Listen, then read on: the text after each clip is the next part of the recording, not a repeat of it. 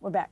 Steve, that's I want to jump on that because you, and then I want to get more into Tired Little Queens, but you you have a really great way of impersonating or grasping a character, like you can do Hitchcock, even when you're in your Tired Old Queen, you can do a voice of somebody or become a voice. Were you one of those people that just always like observed people? Because Yes.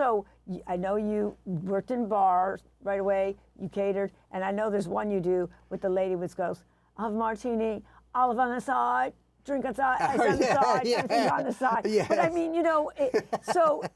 did you as a kid, would you, like when you watched those things, did you try to imitate some of those people? Well, people always fascinate me anyway, Yeah. you know, and I used to just carry a book with me every time, and when I'd hear a funny line, I'd write You it had down, a and Lazizi with I'd you. build a character around that, Yeah. you know.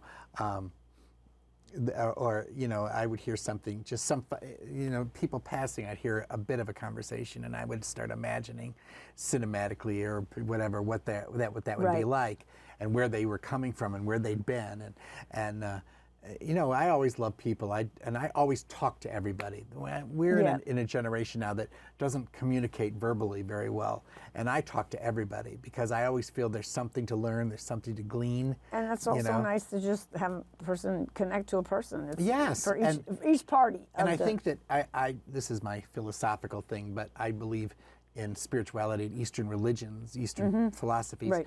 And one of them is that, you know, whatever happened today and was said today, I was supposed to say today. And whatever I take away from listening was what I'm supposed to take away with that day.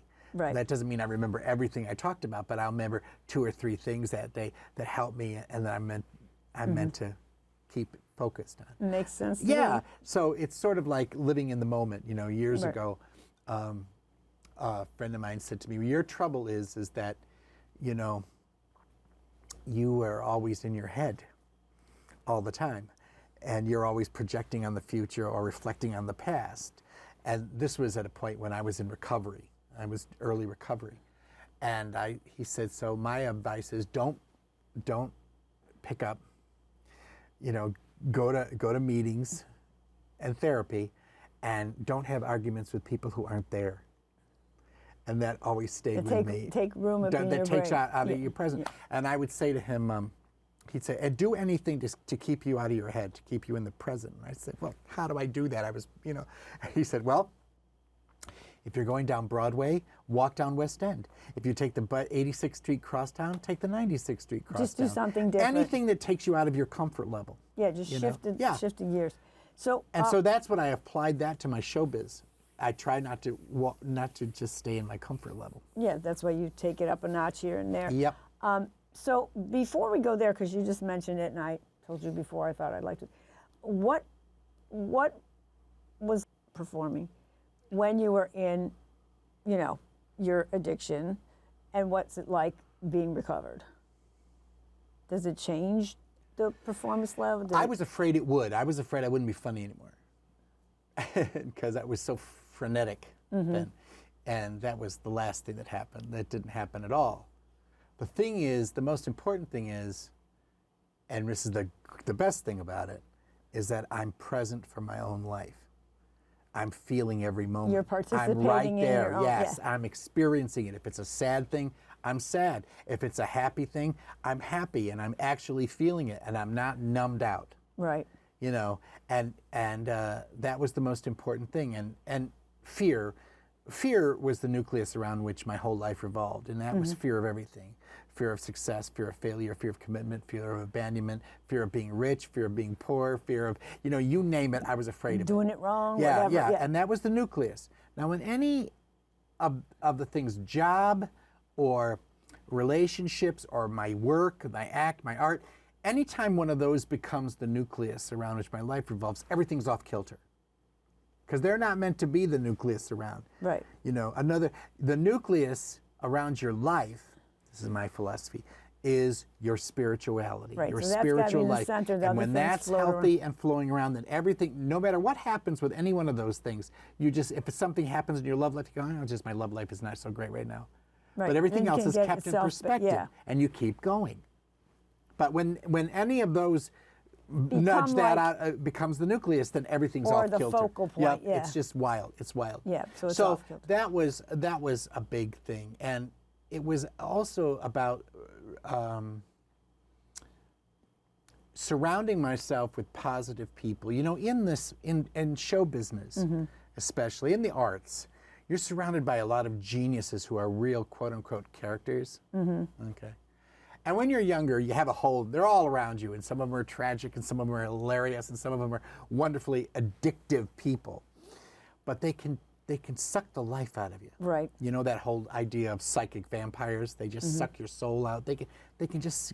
So I started letting go of people and things and places and anything That wasn't serving your- that wasn't serving me, and that was negative, and that was feeding my old insecurities and stuff. So that.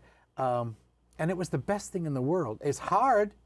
It change. Let's face it, change. Yeah, you and know, you have to let go sometimes. Yeah. I don't like change, but you know what? It's the best thing. You know, so yeah. Great. Well, thank you. So I want to make sure we land the plane on one of the most exciting. Everything you do is exciting. But Tired Old Queen at the Movies, I wanted to quickly ask, and you can riff on it. First off, when did you decide to do that? We know you now do a live version of it. But what I found, and you just mentioned it earlier, because I was like, I knew about it. I've interviewed you about it. I'm in my head going like, oh, I wonder how you prepare for it. Literally, this stuff is just all in your head. It's all in my head. You just watch a movie a couple days before you're going to do it again. That's what I read. Sometimes, sometimes but not sometimes I know them so well. I watch them all and the your time. team, like you have an amazing editor. You got your Johnny guy. How did that all get put together? And you have about 2.5 minutes. I have a mentor. His name is Vincent Cardinal. He works out at the Michigan State Musical Theater Department at Michigan University. Okay. He was the dean. At now Michigan he's State or teaching. U of M? University of Michigan? Yeah, University of Michigan in Ann Arbor. Okay, U of And M. so anyway, he has been my mentor for many years. He directed me in an off-Broadway play and stuff. And he came to me one time and he said, Steve Hayes, I think you ought to be a household name. And I said, well, your mouth to God's ears. He said, I know how we're going to do it. We're going to come into your crazy memorabilia-filled apartment, hand you a DVD, and let you talk off the top of your head about it like you do at every dinner party. And we'll do one a month. We'll on YouTube, one a month. What do you want to call it? And instantly I said, well, you got to call it what it is, Tired Old Queen at the Movies. And that's how that came about. Johnny I had worked with Vince, and I had met him when I did a show in Florida, and we've done many shows together. So I thought it'd be nice to have a nice young guy to introduce it, and then bring me in for better or worse, and see how it goes. And it's been going 15 years. We just celebrated 15 right, and there's years. so much fun information, about different films. I looked at a little bit of your Thanksgiving one. This is going to air much later, but you can watch any of them. That was Seven Brides for Seven Brothers. Brides for Seven Brothers, and yeah. that was great. And then just so many other and you have an editor that's pretty amazing Tom. too, because Oh, he Tom finds Meacham. he Thomas finds Meacham. film clips that go right with what you're speaking. Yeah, with he's whatever I'm saying, incredible. he's a genius. He shoots it and he edits it, and he is the right hand guy. He is an absolute genius, and he'll find, as you said, these clips from the film that'll comment. Whatever I say, one time I was doing a thing, I think it was on A Place in the Sun, and I was talking about the relationship of Elizabeth Taylor and Monty Clift. And I said, hey, we're such good friends. They used to go have electrolysis together, and he cuts to Monty Clift looking in the camera and going, I never heard that. So and it's really funny. It adds to the levity and stuff. The thing about Tired Old Queen at the Movies is that I don't critique the movies. You just give I information want you to watch 'em. and the joy you have in watching them, or how this made this actor this way, or this one, or and then you talk about, which was true. Then we're going a little bit over. That's okay. Powerful. All the women that were super powerful at the time, and and it's had like, to fight for that.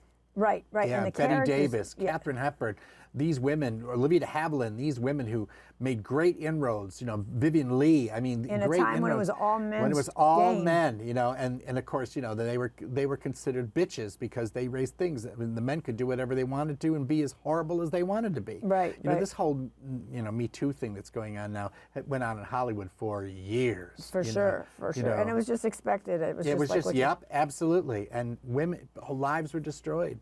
But these women they were fighters. Barbara Stanwyck, Joan Crawford, an amazing work. And now you look at the work and you go, my God, they were just amazing work, amazing work. Yeah, and it's just like what you don't know. I don't know if anybody knows about it, but also you have like great merch and all kinds of stuff. Oh yeah, I sell T-shirts with my little face on it. And I sell Cups and water cups and things. bottles Yep. and Get them out caps, there. Yeah, yep. But what, I guess we got to go in a second, but Okay. when you said some very poignant things, what would you leave people with in terms of, you know, pursuing things like you did? It could be in another field, but just, you know, taking that, like how you live on the edge. Or what would you say? Despite your fear, just show up. The only time fear wins is when we allow it to paralyze us. So take those chances and just show up and see what's shown to you. All right. Well, thank you so much, Steve. Oh, it was a for showing pleasure. up again Thank for me. you. Thank you. Always. We could do Tired Old Queen and talk show host at the movies Oh, sometime. Something to offer the tired old queen. Yes. Thank you. Thank you.